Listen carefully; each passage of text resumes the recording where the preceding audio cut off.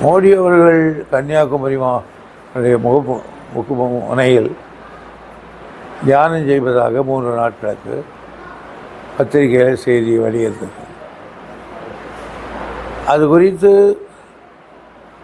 அரசியல் விற்பனர்கள், அரசியலை தெளிவு பெற்றவர்கள் அது குறித்து கருத்துக்களை தெரிவித்திருக்கிறார்கள். அந்த கருத்துக்களிலே பெரும்பாலும் ஒரு கருத்து மோடியை செயலை குறை சொல்லி தான் இருக்கிறார்கள். காரணம், அவர் தியானம் பண்ணுவதை பற்றி எங்களுக்கு அக்கறை இல்லை. ஆனால் இப்போ 1ஆம் தேதி தேர்தல் நடக்க இருக்கிறது. எனவே அந்த 1ஆம் தேதி தேர்தலில் ஒரு இம்பேக்ட் ஏற்படுத்தக்கூடும் இந்த செயல் என்பது தேர்தலுடைய விதியை மீறிய செயலாகும்.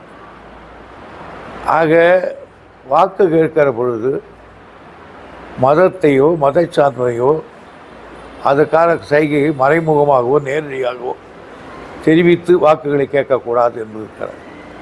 ஆகவே மக்களை இது மறைமுகமாக இன்ஃப்ளூயன்ஸ் செய்கிறது என்று எல்லோரும் தெரிவித்திருக்கிறார்கள். அது எதையும் காதில் வாங்குகிற நிலை அவர் இல்லை. காரணம், நம்மை போல் ஒரு மனிதனாக இருந்தால் அவர் காதிலே விழும். அவர் தெய்வ பிறவி, அதெல்லாம் தெரியாது. அவர் உலகத்தில் தெய்வ பிறவிக்கு 1000 வேலைகளும் இது காதில் விழுந்திருக்காது. சார், கலைஞர் நூற்றாண்டு விழா நிறைவு விழா வரப்போதுங்க. அதுக்காக என்னென்ன பண்ணணும் அப்படின்ற அறிவுறுத்தல் தலைமை கழகத்தில் வெளியிடுவோம். பொதுவாக திமுகவில் நூற்றாண்டு விழாக்கள் என்று சொன்னாலே கூட்டங்கள் நடத்துவது, விழாக்கள் எடுப்பது, பட்டிமன்றங்கள், கவியரங்கள் நடத்துவது, இப்படிப்பட்ட செய்திகளைத்தான் விழா எடுப்பது வழக்கம். இந்த மேகதாது அணை முன்னேற்ற இந்த அணைகள் அப்டேட் இருந்தாங்க. மேகதாது அணை இந்த அணைகள் பற்றி அப்டேட்ஸ் இருந்தாங்க. அப்டேட்ஸ் ஒன்றும் கிடையாது. அவங்க கட்டுறதுன்னு சொல்லுவாங்க. ஆனால் அவங்க கட்ட முடியாதுங்கிறது நான் திட்டவட்டமாக சொல்கிறது. ஒரு செங்கல்லை கூட அவர்கள் தமிழ்நாட்டினுடைய ஒத்துழைப்பு இல்லாமல் எடுத்து வைக்க முடியாது.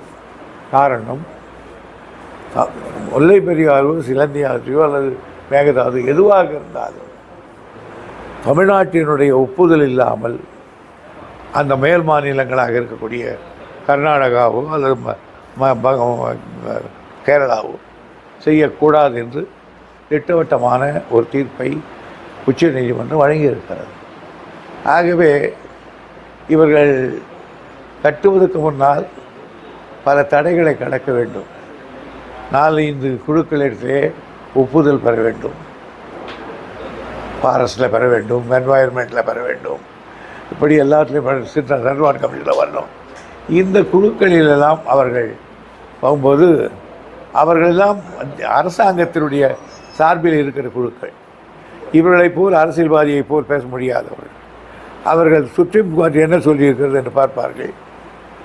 அந்த எந்த பர்மிஷனை கொடுப்பதானாலும் தமிழ்நாட்டினுடைய பர்மிஷன் இருக்கா என்று பார்க்க வேண்டும் என்று சொல்லியிருக்கிறது உச்சநீதிமன்றம். அதை பார்ப்பார்கள். எனவே இதற்கு நாங்கள் அனுமதி தர முடியாது என்று தான் சொல்லுவார்களே தவிர இவர்களுக்கு யாரும் பர்மிஷன் கொடுக்க மாட்டார்கள்.